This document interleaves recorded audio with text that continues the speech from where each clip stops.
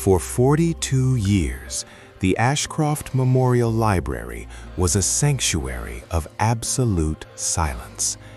It was the kind of place where the scent of aging paper and floor wax made you feel safe. But the real reason the basement archives were so strictly quiet wasn't to preserve the peace of the readers. It was to protect secrets that were worth millions and a criminal enterprise hiding in plain sight. Good evening. Some crimes are loud. They break through the night with sirens, shattered glass, and chaos. But the most successful crimes? They are a whisper. Arthur Pendleton was a man who understood the value of a whisper. At 68 years old, he had been the head librarian at Ashcroft for over 3 decades. To the local community, Arthur was a widower who loved Earl Grey tea and could recite the Dewey Decimal System from memory. To a very exclusive, underground network of international buyers, however, Arthur was the most reliable fence in the antiquities black market. The operation was breathtakingly simple, yet devastatingly effective. The library's forbidden room, a climate-controlled vault in the sub-basement housing rare, unrestricted 18th century manuscripts, was completely off-limits to the public. Only Arthur had the master key. In the late 1980s, a wave of museum burglary swept across Europe. Priceless Roman coins, Byzantine jewelry, and stolen Renaissance sketches simply vanished. Law enforcement looked for shady shipping containers and corrupt customs officials.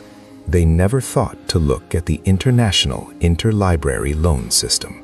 Arthur's accomplices in Europe would hollow out thick, worthless theological volumes, place the stolen artifacts inside, and ship them overseas as fragile academic loans.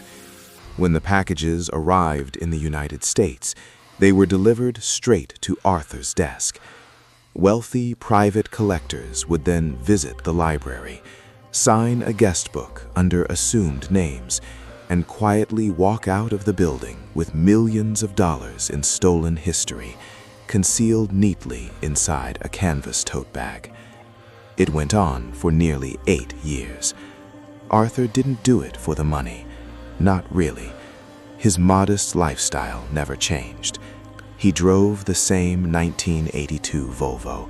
He lived in the same modest brick house. For Arthur, it was about the power, the thrill of outsmarting federal authorities from behind a mahogany desk. But greed is a fire that eventually burns down the house.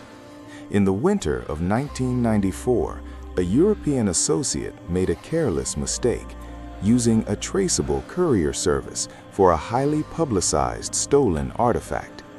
The paper trail led the FBI straight to the quiet town of Ashcroft. When federal agents raided the library on a Tuesday morning, patrons were bewildered.